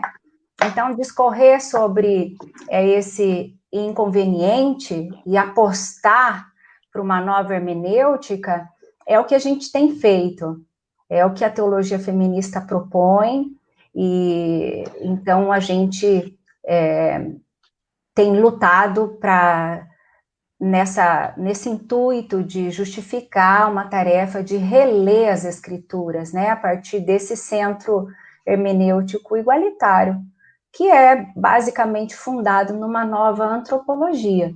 É uma antropologia que faz você olhar para a escritura e ver textos onde veio para nós, chegou até nós traduzidos como homem, por exemplo. Deus fez o homem à sua imagem e semelhança. Não, na escritura está dizendo humanidade, não está dizendo homem. Mas os tradutores foram homens, então eles escreveram homem. E hoje nós temos teólogas, tradutoras, biblistas, que dizem, a partir da hermenêutica da suspeita, da hermenêutica de gênero, da teologia feminista, nós precisamos reparar as injustiças e olhar para a escritura de maneira correta e dizendo, ali não está escrito homem, está escrito humanidade. E aí a gente vai enfrentando, e também, Marília, já completando a minha fala, a gente traz um resgate aí histórico de mulheres cristãs que impactaram o feminismo, né, na história. Se a gente for fazer um resgate, a gente vai ver que muitas mulheres cristãs, evangélicas, protestantes, fazem parte do feminismo histórico, né? A própria Igreja Metodista Wesleyana, ela teve uma convenção que aconteceu em 1848, que foi uma convenção reconhecida como a primeira convenção mundial pelos direitos das mulheres, em Seneca Falls, né, em Nova York. E essa convenção, que muitas de nós, mulheres feministas, conhecem, tem como marco teórico e histórico, as mulheres protestantes da Igreja Metodista estavam lá. Elas marcaram a história das origens do feminismo.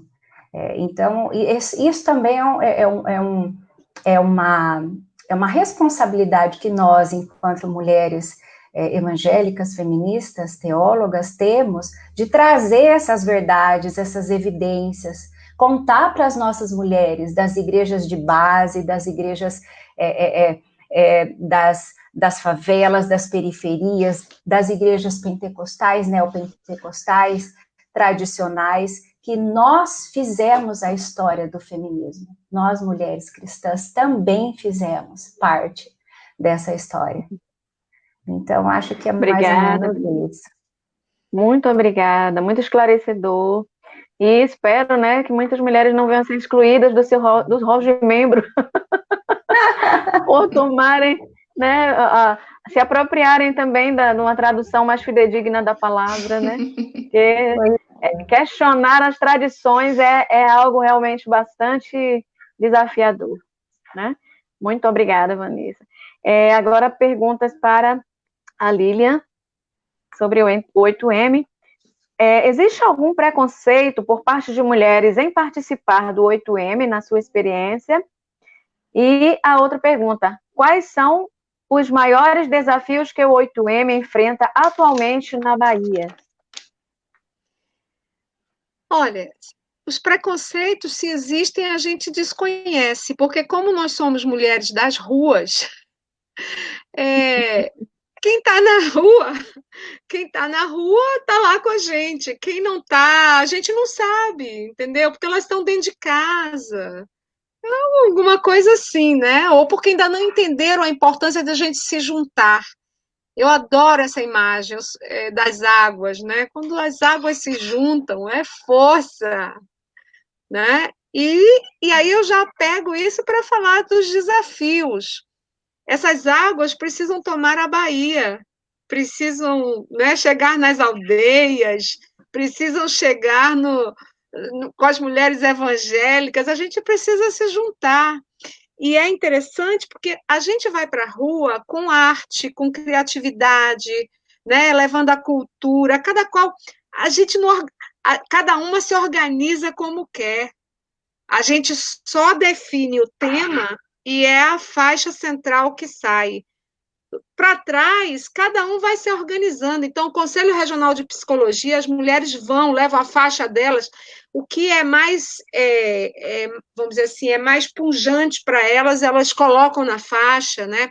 Em geral, o tema que predomina mais é a violência contra a mulher, é o feminicídio. E porque essa é uma tragédia, né? É tragédia anunciada. As mulheres morrem e a gente sabe por quê, né? Mas o que falta políticas públicas, falta a delegacia das mulheres, né? Quer dizer, o que é que vem primeiro? É a violência ou a delegacia? A violência está lá. Se a delegacia chegar, vai ter mulher para denunciar. Isso é importante que a gente saiba. E as delegacias, elas foram luta das mulheres, foram conquistas, casas-abrigos, né? E tantas outras coisas que a gente poderia falar aqui, né? O direito ao aborto legal, né? As denúncias todas que a gente faz. Então, assim, quando a gente começou, que a gente foi ocupar a praça, que eu falei, o que acontece? O grupo que tradicionalmente organizava o 8 de março organizou em outro lugar. E nós não estávamos competindo com o outro lugar, apenas a gente queria fazer algo com a nossa cara. E aí o que aconteceu? A surpresa foi assim, é aquela coisa de tecer a rede, né? É juntar os pontos e ir entrelaçando, porque tem muita mulher fazendo muita coisa. E eu, particularmente, eu acho que aquelas mulheres que estão organizadas em coletivos, né, em sindicatos, eu sou sindicalista, meu sindicato está ali, a DUNEB, eu sou da direção do sindicato da DUNEB, mas eu não era, em 2017 eu não era, agora eu sou sindicalista.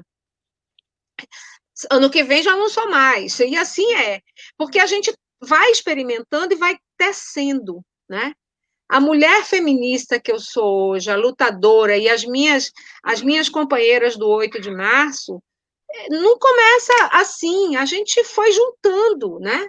Cada uma está no seu espaço lutando. Agora, se a gente se junta, fica mais forte ainda. Então, os desafios para a gente, que eu vejo, é fazer uma greve.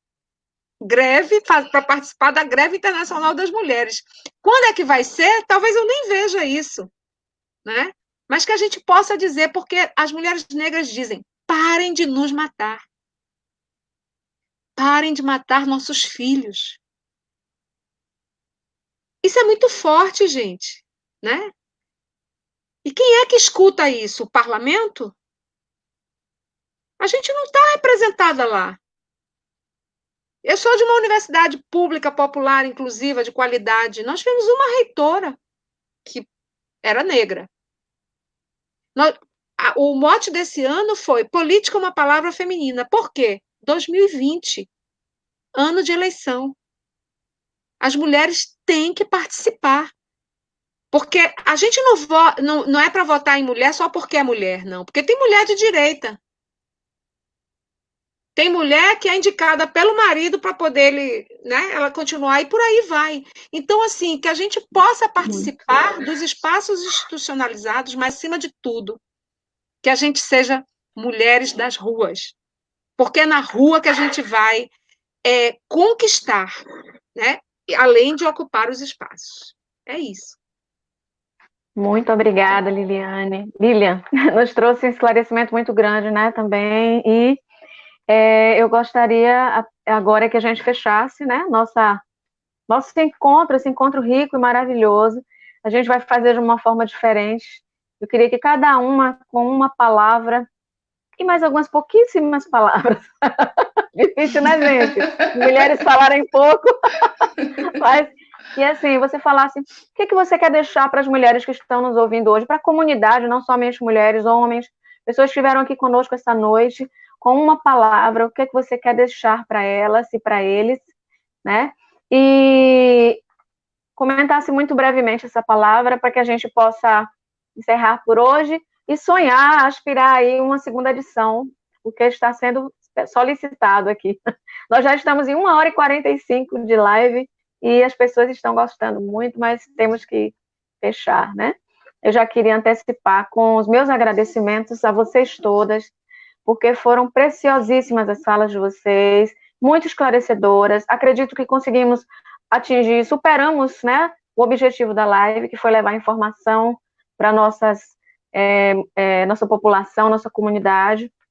E vou passar a palavra aqui para a Sandra, para esse desafio aí de com uma palavra e pouquíssimas palavras desfechar, né, as suas considerações finais. Tá. Eu quero agradecer a oportunidade, que é a minha primeira live, assim como a Vanessa falou da pessoa lá, essa foi a minha primeira, por isso eu fiquei muito nervosa, mas muito obrigada mesmo pela oportunidade. Eu falo a palavra harmonia, que eu acho que todos os sentidos que temos na vida, a harmonia é uma força que é preciso termos, né? A harmonia para a paz, para o bom senso, para a espiritualidade mais acirrada na nossa decisão no dia a dia. Eu quero agradecer às mulheres indígenas que estão à nossa frente no meio político, que é a Sônia Guajajara, a Joênia Wapichana, né, mulheres que passaram várias barreiras, igual a nossa parente Arnã Pataxó, que está aí batalhando junto, né, com a sua faculdade, e lá buscar novas melhorias para a nossa comunidade indígena. Obrigada. Obrigada, Sandra. Participação muito, muito importante, viu? Sheila? Eu vou falar que muito difícil, né?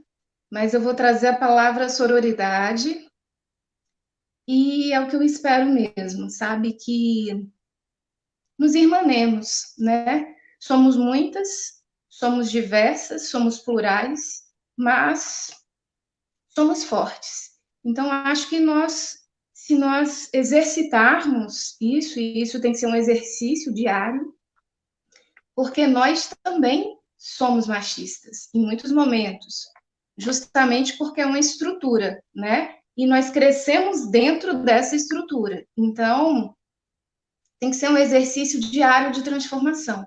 A gente tem que se transformar todos os dias. A cada dia que acorda, a gente tem que pensar nesse espírito de irmandade, de sororidade, de vivermos, né, nas múltiplas realidades e buscarmos mesmo os espaços de poder, porque sem ocupar esses espaços, a gente não vai conseguir alterar as estruturas, vai ficar sempre muito na superfície.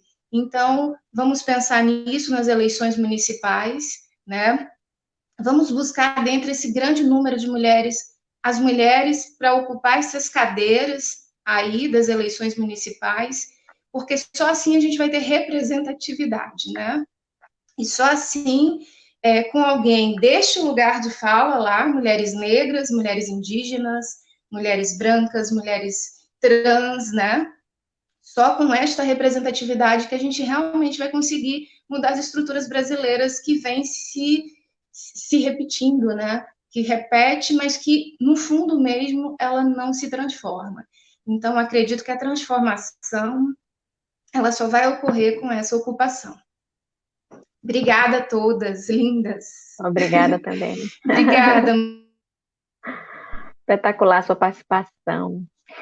A Vanessa, suas considerações finais, a palavra. Eu também quero encerrar com sororidade, porque é uma palavra feminina, é o feminino de fraternidade. E quero agradecer a Ruá de Deus, útero originário e fecundo de tudo quanto existe, mãe acolhedora e salvadora de toda a criação. Muito obrigada. Obrigada, Vanessa. Arnan. Também, viu? Microfone. Aí.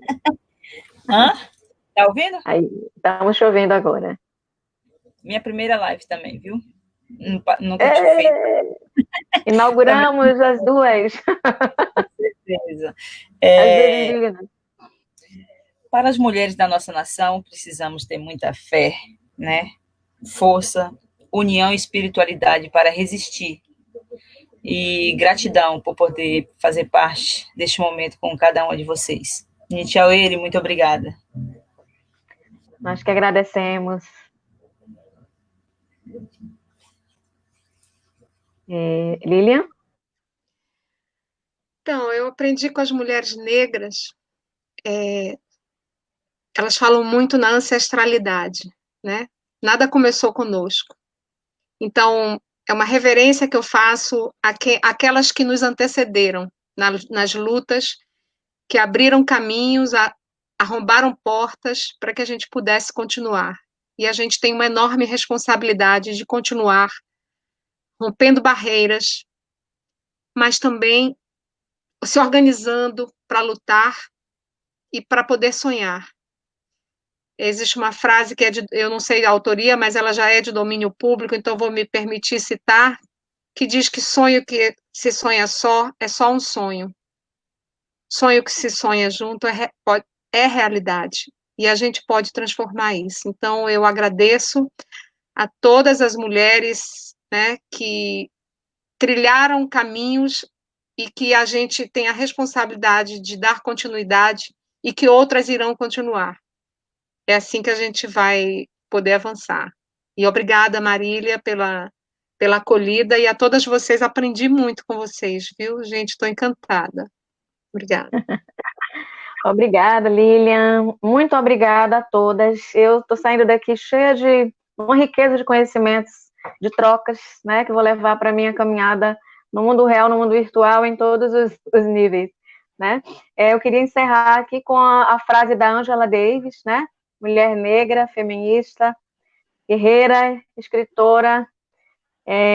Acho que essa será uma luta infinita e as vitórias que conquistamos nos permitem imaginar novas liberdades. Acredito que cada geração vai criar novos significados sobre o que é ser livre. E que nós sigamos aqui inspiradas, né, a continuarmos nossas batalhas aí fora, que é onde estão as nossas lutas reais mesmo, né, as nossas conquistas concretas. Muito obrigada a cada uma e até a próxima segunda live. Vamos tentar articular isso, tá bom, meninas? Um abraço.